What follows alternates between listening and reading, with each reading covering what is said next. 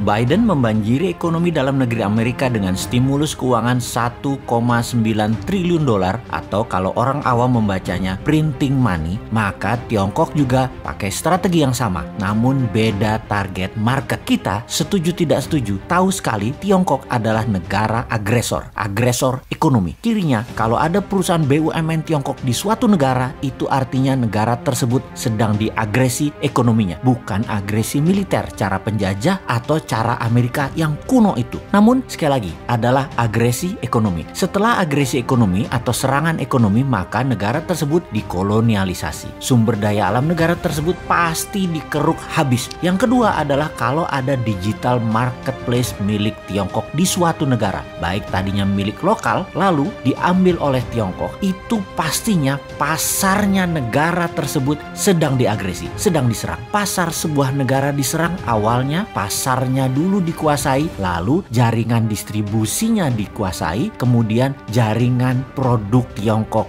masuk. Kemudian ketika sistem pembayaran non-tunai asing masuk atau pembayaran non-tunai milik lokal kemudian dicaplok Tiongkok langsung atau tidak langsung, ini artinya sistem keuangan negara tersebut sedang diagresi. Semua ini terbungkus rapih dengan propaganda manisnya nanti ekonomi suatu negara tersebut jika bergabung dengan Tiongkok nantinya akan indah. Itu janjinya mereka, itu persepsi yang diberikan oleh mereka. Tapi nanti negara tadi suatu hari mereka jadi tua. Nanti negara yang diagresi tadi jadi kurus. Negara yang dikoloni jadi jelek, tak terawat karena nggak ada biaya maintenance, nggak ada biaya krim malam, nggak ada biaya sunblock, nggak ada biaya PRP, nggak dikrimbat rambutnya, nggak dipilates bodinya, nggak dikasih makan sehat tubuhnya. Begitu tua, jelek, penyakitan, pindahlah Tiongkok tadi cari bini baru. Sama, nggak bakal dirawat juga mereka. Ya dipakai terus aja sampai kering. Sedulur, perlukah kita urai apa sih yang negara tersebut atau negara selir-selir Tiongkok itu dikerjainnya? Juga ada pertanyaan, kok banyak sih negara mau jadi selirnya dan harus melayani kaisar Tiongkok tersebut? Strategi ekonominya ya sama seperti informasi di awal, dengan printing money. Itulah mengapa kita katakan berkali-kali, siapa negara yang pakai MMT? Ya hanya Tiongkok dan Amerika. Negara lain pakai teori ekonominya Adam Smith, pakai John Maynard Keynes, pakai ilmu-ilmu itu dah. Lalu bagaimana cara agar setelah SDA sebuah negara sudah di tangan,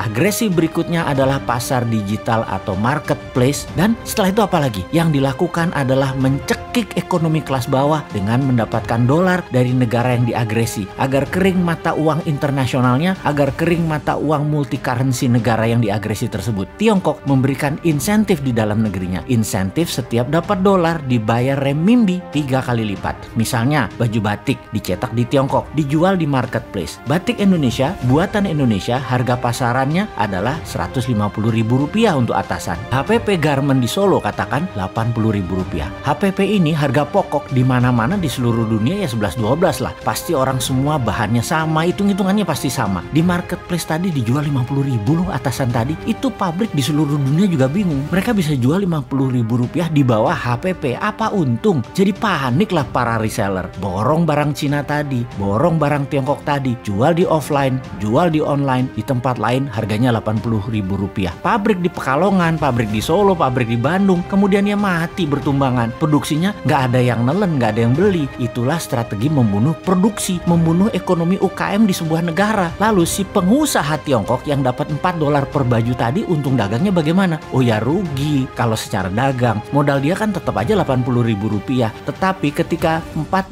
tadi uangnya masuk ke Tiongkok oleh pemerintah Tiongkok, dolar tadi bukan diberikan dolar, tapi diberikan renminbi yang nilainya 3 kali lipat dari nilai yuan terhadap dolar, alias mereka dapat sekitar $12 atau Rp150.000. Jadi modal tetap Rp80.000, jual dapat Rp150.000 karena dolarnya dikali 3 kan terhadap renminbi. Ya untung juga pedagangnya. Di sini dolar masuk Tiongkok dan renminbi dicetak aja, kasih ke rakyatnya sendiri. Toh untuk sektor produksi, Tiongkok print money renminbi 3 kali lipat transaksi dolar masuk ke Tiongkok. Itu kuncinya. Disinilah pedagang untung. Underlying printing renminbinya ada dua. Satu, dolar yang nilainya sepertiga, sisanya manufaktur Tiongkok, sektor produktif, nggak bakal inflasi. Itulah teori MMT. Dengan satu strategi printing money, Tiongkok dapat dolar, Tiongkok dapat meningkatkan produksi, Tiongkok mematikan UKM negara koloninya, dan bisnis Tiongkok terus menyedot wilayah-wilayah lainnya lagi. Simpel kan bernegaranya mereka? Kok beginian aja nggak bisa ditiru sih? sih? Tempe bener. Nyampe nggak sih ilmu beginian ke pejabat ekonomi dan keuangan negara? Oke lah, sing sabar ya kaum new mind. Kita nonton aja old mind mainin negara. Walau nggak enak nontonnya, agak wagu,